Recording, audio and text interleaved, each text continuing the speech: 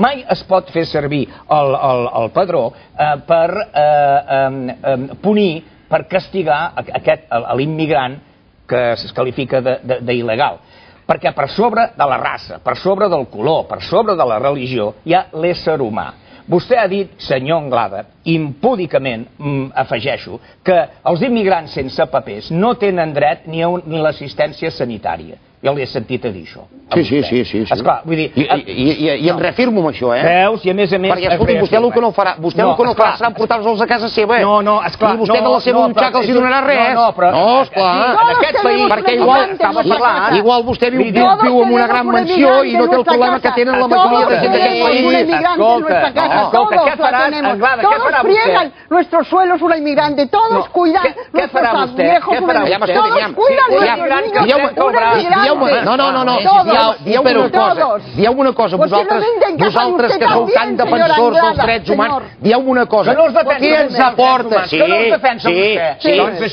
dieu una cosa, què ens aporta? Dieu-ho. Què ens aporta als immigrants que no estan regularitzats al nostre país? Què ens aporta? Quins beneficis ens aporta? Todos trabajan sin seguridad social. Todos trabajan. Ai, això ens convé al país. Que hi hagi autonomia social. Usted barrería las calles, usted recogería la basura, usted fregaría los suelos, usted cuidaría a los viejos, usted cuidaría a los niños. No crec que hi hagi immigrants. Ni sus hijas. Però, senyora Falcó, tu que vens a dir que les administracions tenen il·legals contractats a l'Ajuntament, t'equivoques. Perdona, jo diria que tots els que estan a les administracions, als ajuntaments, que són immigrants, jo crec que són gent que estan en papers. No crec que les administracions dels ajuntaments contractin immigrants il·legals. Que poder arribaré a la conclusió el que ha dit aquest senyor, en tots els respectes, que poder sí que et vas treure la carrera d'abogat amb una cafeteria.